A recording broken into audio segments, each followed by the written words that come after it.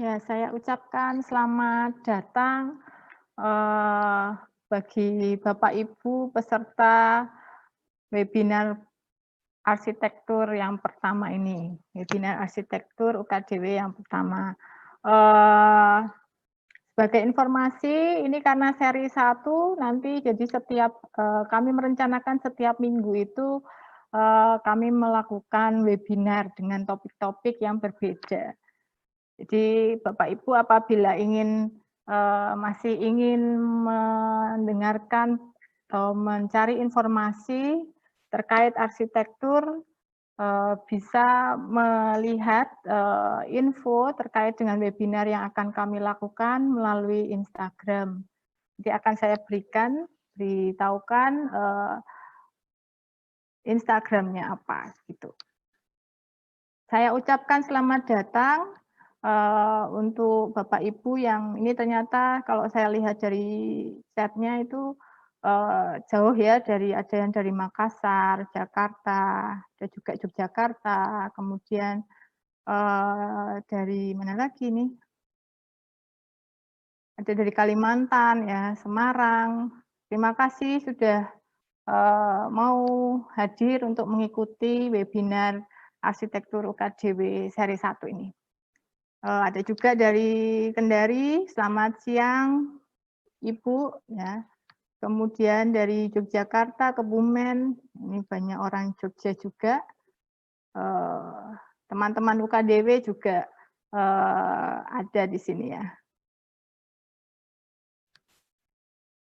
Ya, dari Surabaya juga ada, kemudian dari NTT, ya. Baik, kita lihat dulu. Jadi pembicara kita hari ini ada Dr. Edwin Widianto Daniwijaya PhD dan Insinyur Henry Feryadi MSc PhD. Memang topik ini sekilas saja saya cerita ya, karena muncullah banyak pertanyaan kalau new normal itu apa sih, gitu ya.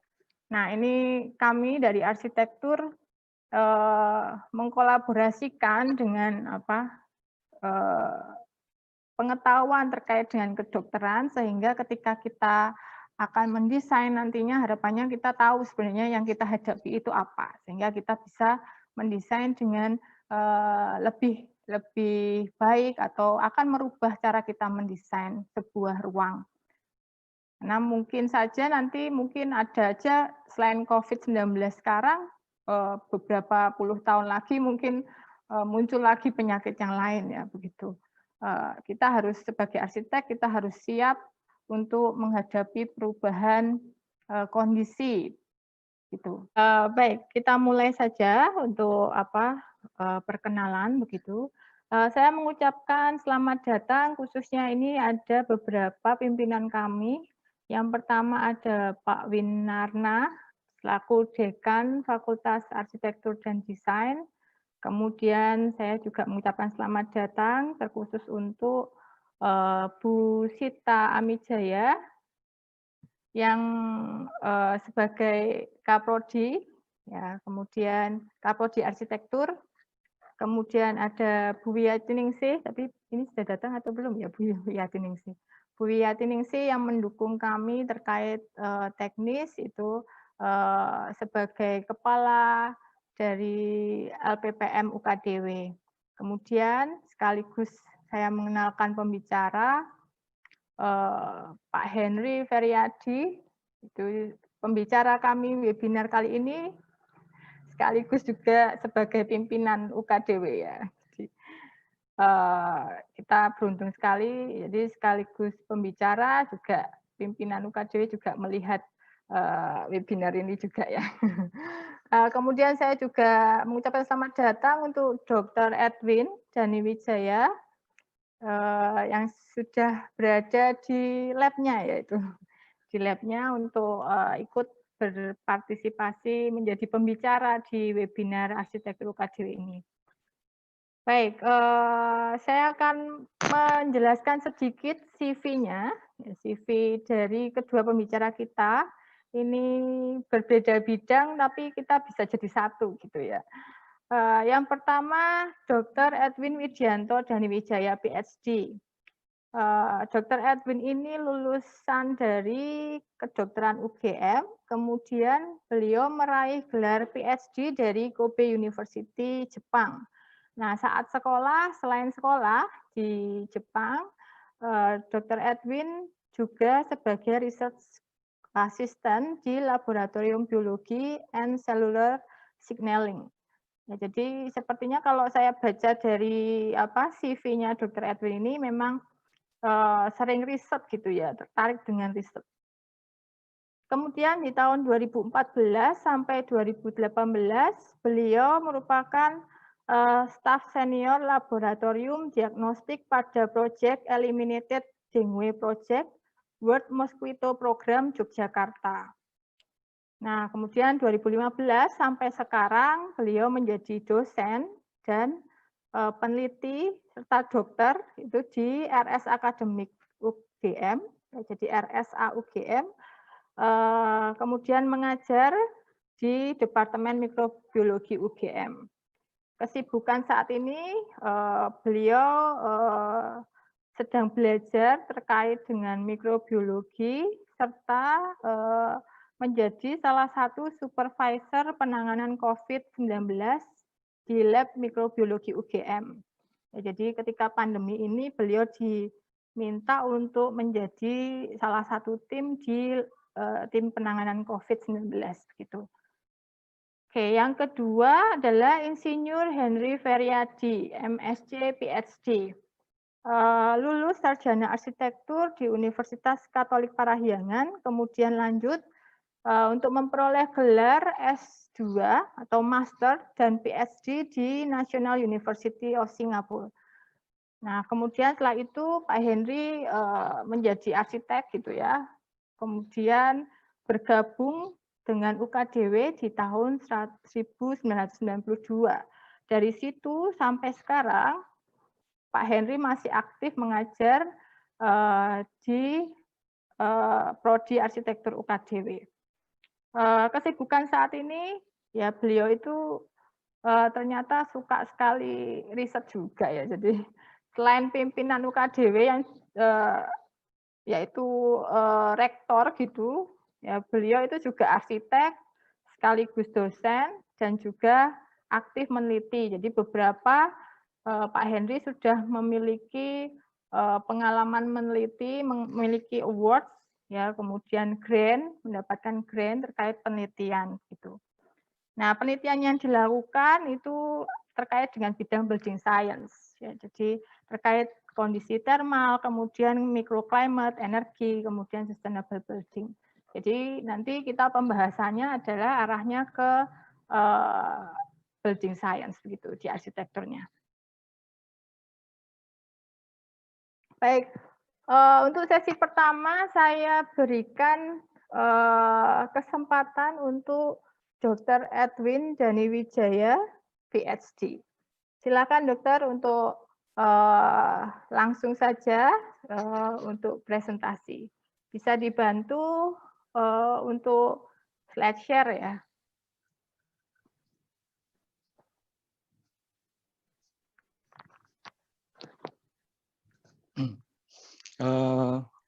Selamat siang semua peserta webinar siang hari ini. Saya ucapkan terima kasih juga kepada pihak Fakultas Arsitektur dan Desain UKDW yang telah mengundang saya dalam acara webinar. Untuk topik yang saya harus memberikan siang hari ini, saya cukup agak bingung juga apa yang perlu saya sampaikan terkait dengan bangunan, kemudian desain, dan juga dengan mikrobiologi. Sehingga saya akhirnya pada malam tadi menemukan satu topik yang bisa saya sampaikan, yaitu terkait dengan infectious disease in shaping the new normal. Next.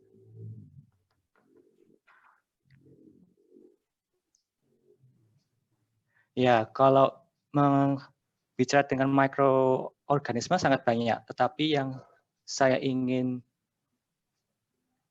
utamakan yaitu ada dua saja, yaitu bakteri dan virus. Kalau kita lihat di sini bakteri itu bentuknya macam-macam. Ada yang berekor, flagel, ada yang batang, ada yang kokoid. Dan jika dilihat yang sebelah kanan, virus itu juga memiliki morfologi yang cukup bervariasi. Tetapi keduanya, antara bakteri dan virus, sangat berbeda. Makanya kita bisa melihat bahwa sebenarnya bakteri itu lebih kompleks atau mekanisme yang lebih kompleks jika dibandingkan dengan virus. Virus itu dia lebih simpel, lebih kecil, lebih simpel. Karena apa? Karena virus itu satu dia dilapisi oleh dinding yang protein yang dilihat dengan banyaknya seperti pentulan-pentulan ini. Kemudian dalamnya itu antara DNA dan RNA. Berikutnya, next. Dan jika kalau kita melihat overview secara garis besar, itu dilihat bahwa bakteri itu sudah lama ada di bumi ini, dan bakteri sangat berperan juga dalam membentuk bumi dan kehidupan sampai dengan saat ini. Dan juga kita bisa menginformasikan bahwa bakteri itu dan virus juga ada di sekitar kita, apalagi tubuh kita, yaitu di luar tubuh maupun di dalam tubuh. Artinya apa? Artinya bakteri juga hidup di antara, dan virus juga hidup di antara kita saat ini, dan apakah mereka itu berbahaya atau menyebabkan penyakit? Tentunya tidak semua demikian. Makanya adalah interaction antara microbes dan human host itu sangat penting dalam menjaga keseimbangan kesehatan seseorang. Kalau kita lihat di slide berikutnya, next. Itu kita bisa melihat atau membedakan bahwa ada namanya normal flora, ada yang patogen, ada yang opportunistic. Jika kita lihat dari normal flora, itu dia fungsinya sangat bervariasi dalam membantu mendigesti makanan, menghasilkan vitamin, kemudian melindungi, ini bahkan si flora normal bisa melindungi dari mikroorganisme yang bisa menyebabkan penyakit pada manusia. Sehingga ada juga yang musuhnya yaitu patogen. Jadi bakteri patogen itu mampu menyebabkan disease.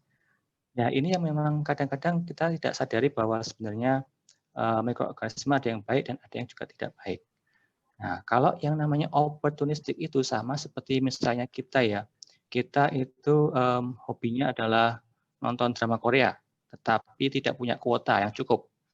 Dan di sebelah kita ada orang yang mengeluarkan dompet. Dan di situ kita punya, kesempatan, saya bisa ambil. Jadi opportunistic. Sama halnya dengan mikroorganisme. Ketika host atau kita dalam kondisi yang tidak baik atau immunocompromised, si mikroorganisme ini mampu menjadi patogen. Akhirnya yang biasanya dia normal di tubuh kita, ternyata dia bisa menyebabkan kita sakit.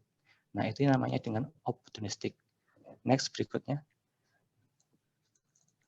Jadi ini kalau misalnya kita bisa memfokuskan pada bakteri patogen, dia adalah bakteri yang bisa menyebabkan si host atau inang atau kita menjadi sakit dengan apa? Dengan cara dia melakukan replikasi, multiplication dalam tubuh kita. Untuk apa? Untuk mereplikasikan dirinya sendiri sehingga menyebarkan gen-gen patogen untuk dia bisa menyerang sel-sel dalam tubuh kita. Yang akhirnya kita bisa menjadi sakit. Dan gen-gen itu bisa ditransmisikan secara horizontal. Artinya apa? Artinya si mikroorganisme itu bisa memindahkan gen dia ke mikroorganisme lain yang kadang-kadang itu bisa menyebabkan si bakteri itu atau si virus itu resisten terhadap terapi yang akan kita berikan. Namanya dinamai dengan horizontal transmission. Baik, berikutnya. Nah, kalau kita bisa melihat, ini adalah diagram atau diagram mengenai infectious, bagaimana proses dari infeksi sendiri. Kita lihat tentunya ada port of entry atau tempat masuknya si mikroorganisme. Nah, dari situ dia akan masuk dan akan berkumpul dengan teman-temannya yang namanya dengan colonization. Setelah berkumpul, dia akan melakukan pendekatan. Akhirnya pendekatan dan bisa masuk, dia menginvasi. Dan setelah menginvasi, itu dinamakan adanya action atau pathogenic action, di mana dia setelah menginfeksi sel-sel tubuh, dia akan rusak dan akhirnya menyebabkan si host mengalami disease atau sakit. Kemudian kalau kita bisa lihat slide berikutnya, ada gambar yang memberikan penjelasan beberapa port entry. Ini dari atas ke bawah kita bisa mulai dari konjungtiva atau mata. Kemudian ada respiratory tract atau lewat hidung, gastrointestinal tract dari mulut, kemudian kulit kita itu juga bisa menjadi portal entry. Ketika kita berkemih itu bisa menyebabkan tempat berkumpulnya bakteri atau organisme yang menyebabkan port entry untuk suatu penyakit. Jadinya urogenital tract juga sangat berperan. Ibu yang melahirkan, bekas operasi juga menjadi tempat port entry. Yang satu yang belum kita dilihat di sini adalah telinga, jika bisa menjadi port entry, dan jika mengalami luka pada kulit, itu juga menjadi salah satu port entry. Nah, beberapa bakteri yang bisa menyebabkan sakit, kalau kita bisa lihat slide berikutnya, next slide, itu sangat banyak. Dia bisa menyebabkan berbagai macam penyakit. Contoh saja kalau dari telinga, port entry telinga, itu dia bisa menyebabkan otitis media. Penyebabnya adalah bakteri Streptococcus pneumoniae. Dan juga dengan paru-paru menyebabkan pneumonia, bakterinya juga bisa Streptococcus pneumoniae dan teman-teman yang lain. Kita bisa banyak menjelaskan terkait dengan bakteri dan port entry-nya, tetapi kita nggak punya waktu untuk membahas semuanya. Jadi ini adalah salah satu contoh saja beberapa bakteri yang bisa menyebabkan penyakit melewati port entry tadi itu. Slide berikutnya. Tadi saya sudah menjelaskan mengenai proses infeksi, yaitu dimulai dengan port entry. Sekarang kita lebih dalam lagi itu adhesion, di mana dia sudah berkumpul dengan temannya, colonization, akhirnya dia melakukan adhesion atau attachment kepada sel host untuk dia invasi. Ini kita bisa lihat ya, di gambar itu adalah microbe, dia punya ligand, di mana ligand itu akan mendeteksi sugar residue pada host yang seperti kunci dan lock, dia akan menemukan dan membuka, akhirnya dia bisa masuk ke dalam sel tubuh, sel kita, sel host. Akhirnya dia bisa berkembang biak dan bisa melakukan invasi kepada sel host sendiri yang bisa menyebabkan kita menjadi sakit. Nah, berikutnya, next. Ini adalah contoh dari bagaimana beberapa bakteri seperti yang sebelah kiri atas adalah Salmonella menginvasi dari lamina propria atau usus. Dia mampu menembus dinding sel yang akhirnya bisa menginfeksi sel-sel di bawahnya. Padahal dinding usus itu yang paling atas, dia ada beberapa layer protektif seperti ada komensal bakteri yang saya sebutkan di awal tadi bahwa ada bakteri yang mampu melawan bakteri lain. Kemudian dia juga memiliki dinding pelindung sendiri, yaitu mukus, kemudian yang sebenarnya juga harusnya melindungi dari infeksi, tetapi dia akhirnya bisa menembus itu dengan caranya berlakukan interaksi secara biokimia yang kita bisa lihat di bawah, di kanan bawah. Dari sini dia bisa akan membuka tight junction-nya masing-masing dari sel epitel dan akhirnya bisa menembus ke dalam untuk menginfeksi si host itu. Next. Kemudian ini tadi kan sudah membicarakan mengenai bakteri ya. Nah ini yang menceritakan mengenai yang jadi ini itu adalah SARS-CoV-2 atau coronavirus atau yang pada orang sakit disebut COVID-19. Ini adalah contoh dari patogenesis SARS-CoV-2 di mana dia itu menempel pada ACE2 reseptor dengan spike proteinnya dan dia akan bisa membuka kuncinya, di situ akan masuk ke dalam host atau inang dan setelah masuk dia akan memperbanyak diri. Nah, ketika memperbanyak diri itu dia menimbulkan efek sakit atau terjadinya gejala-gejala pada orang seperti demam, kemudian rasa tidak enak di tenggorokan dan segalanya. Ini adalah contoh saja. Kemudian kalau kita lihat berikutnya, ini ada diagram. Next. Ini adalah diagram mengenai alur infectious dose of microbe, jadinya dia port the entry dengan dosis tertentu, kemudian dia akan menembus host defense barrier seperti tadi yang saya sebutkan untuk di usus tadi, akhirnya dia menemukan target untuk berkembang biak. Setelah berkembang biak, dia akan menyebarkan lewat port of exit atau port of exit. Nah, di sini baru kita bisa mengatakan microorganism, bakteri, atau virus bisa menyebarkan ke orang lain. Kemudian kalau kita bisa di slide berikutnya, ini adalah beberapa representatif dari port of exit, yaitu pada manusia tentunya ketika dia batuk atau bersin, itu mikroorganisme tadi akan keluar melalui batuk dan bersin. Kemudian sel epitel di kulit juga menjadi tempat port of the exit, kemudian urin, kemudian ketika ada nyamuk yang gigit kita, darah itu bisa tersebar. Jika orang itu mempunyai virus dengue, dia akan mengambil, si nyamuk akan menggigit kita dan dia menggigit orang lain, maka tertular orang lain itu dengan virus dengue. Ini adalah representasi dari port of the exit tadi itu. Kemudian saya akan menginjak mengenai di slide berikutnya itu infection of COVID-19. Nah, ini kalau kita lihat itu namanya ada COVID-19 sama SARS-CoV-2. Bedanya apa? Kalau COVID-19 itu adalah disease-nya, yaitu coronavirus disease.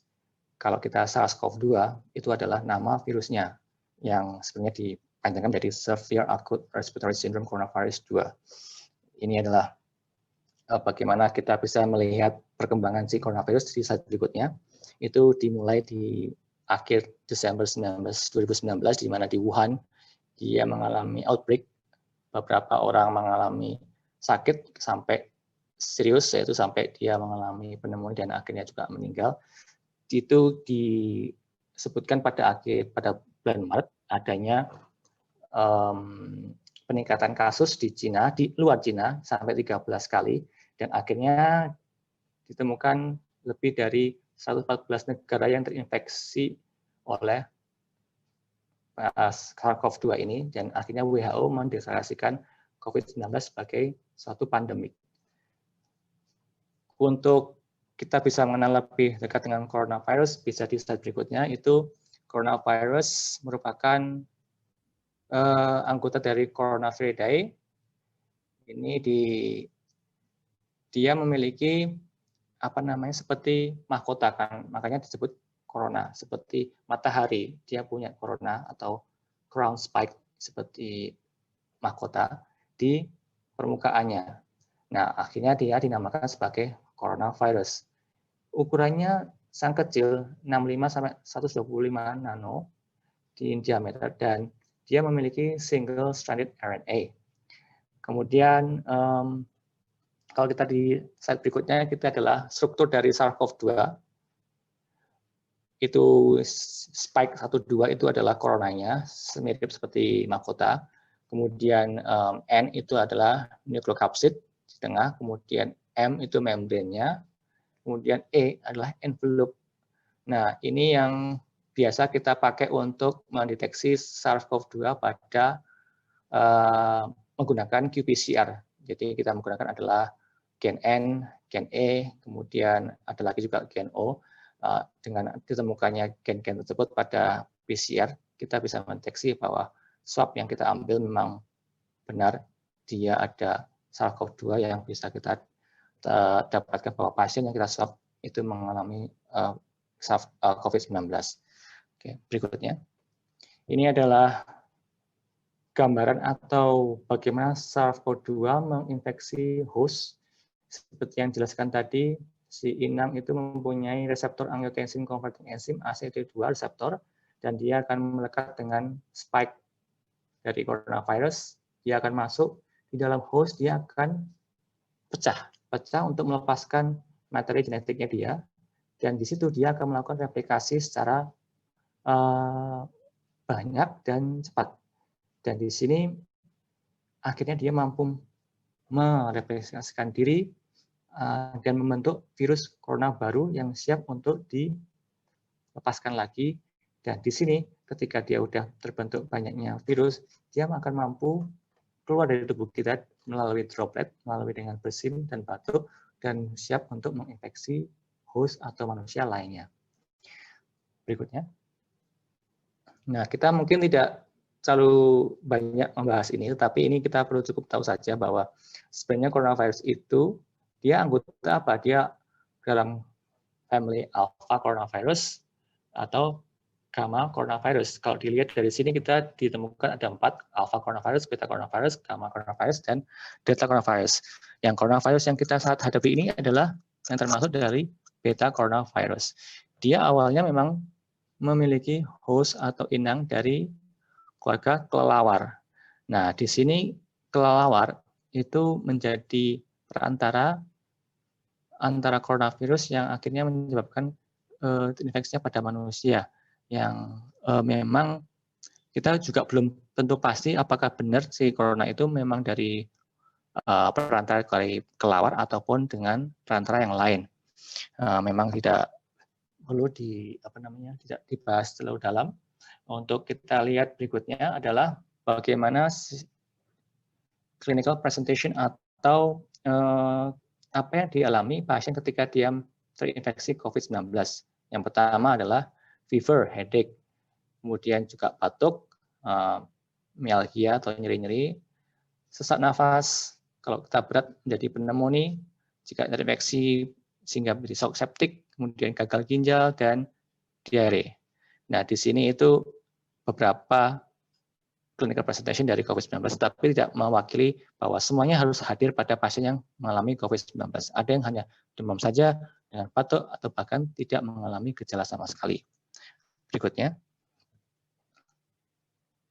Ya, ini adalah bagaimana si COVID-19 itu mampu memberikan gejala atau keluhan sesak nafas sampai bahkan dia mengalami pneumonia, yaitu di mana kalau kita lihat ini adalah gambaran paru-paru, paru-paru sehat yang paling atas itu dia mampu jadi pertukaran oksigen. Nah, ketika virus SARS-CoV-2 itu menginfeksi, dia akan dilawan oleh imun kita dan akhirnya dia menyebabkan terbentuknya protein rich fluid, dalam hal ini dalam bentuk warna kuning.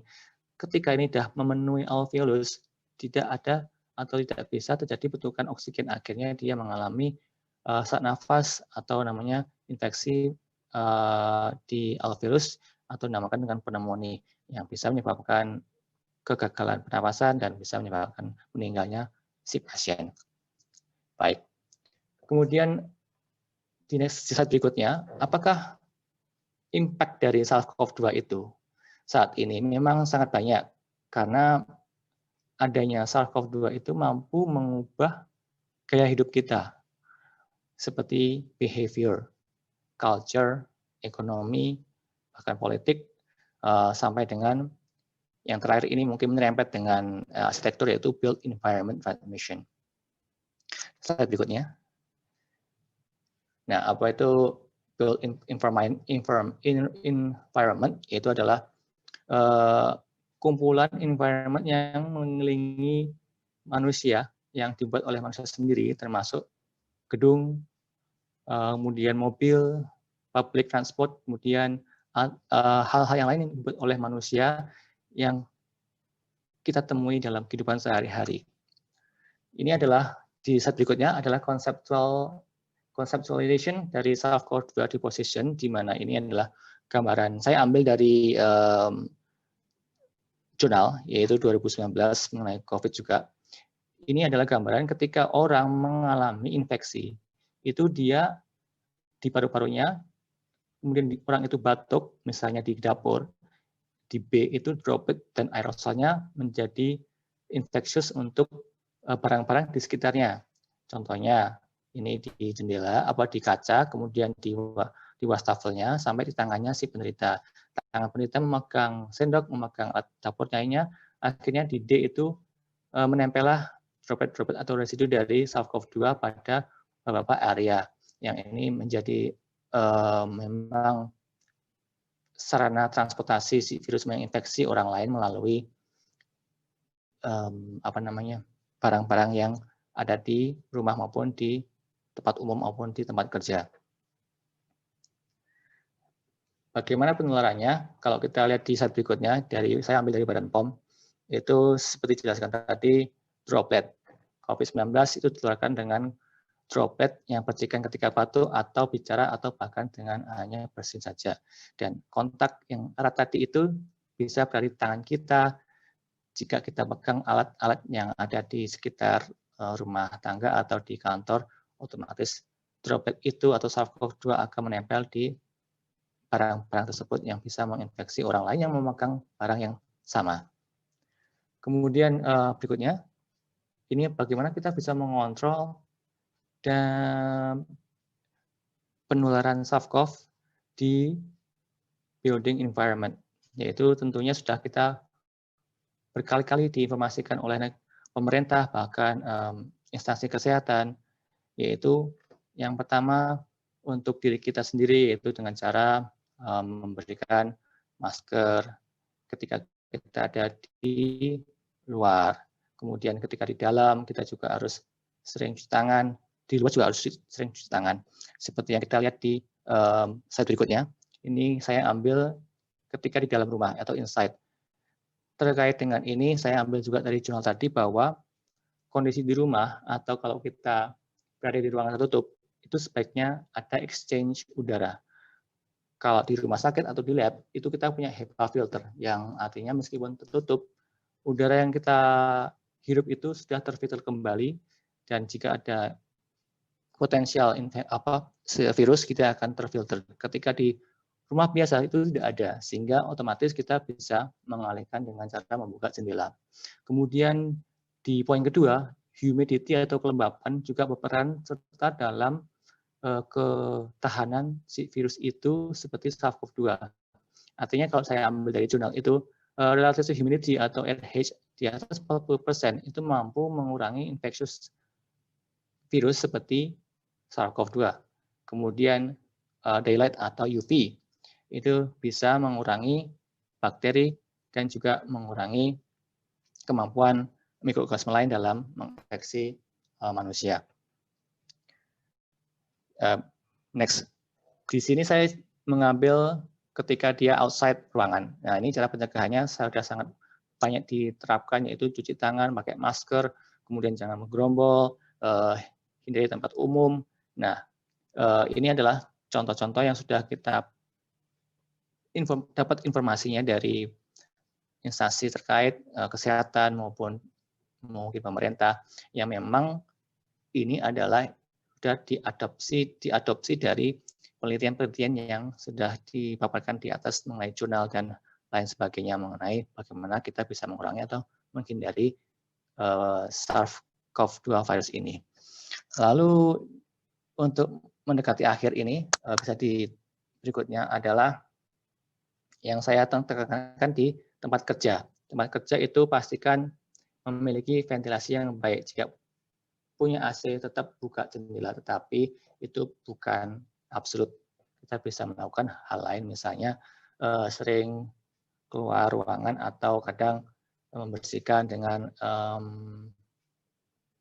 air purifier. Tapi saya kurang tahu mengenai itu.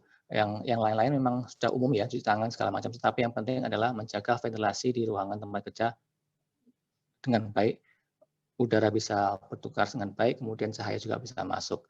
Kemudian yang ini tips untuk setelah berpergian, ini terkait dengan bagaimana kita menjaga rumah kita, meminimalkan terkontaminasi atau meminimalkan orang-orang yang di rumah itu tidak terkontaminasi oleh SARS-CoV-2 dengan cara lepas sepatu, kemudian disinfektan sepatu, kemudian cuci tangan, letakkan pakaian kotor, dicuci, kemudian segera mandi. Nah, yang saya fokuskan adalah pada sepatu. Di Jepang itu memang orang sudah biasa, mungkin di Jawa juga, di Indonesia juga menerapkannya bahwa sepatu yang di luar itu tidak boleh dibawa masuk. Artinya sepatu yang kotor itu dibiarkan di luar, di garasi maupun di teras, atau diganti dengan sandal. Tapi ini yang menyebabkan mungkin sedikitnya mengurangi terinfeksinya orang rumah dengan SARS-CoV-2. Dan ini memang budayanya mungkin sudah di Asia sudah cukup sudah cukup familiar ya, tapi kalau di Amerika, di Eropa, mereka tidak melepas sepatu mereka pakai. Jadi terkadang mereka masuk rumah melepas sepatu, banjur dan bisa menjadi penyebaran SARS di tinggal kita masing-masing. Itu yang bisa saya sampaikan untuk saat ini. Terima kasih. Terima kasih Dr. Edwin sudah menjelaskan ke kami, ya kami para peserta webinar ini terkait dengan sebenarnya apa sih COVID gitu ya, COVID-19 itu apa.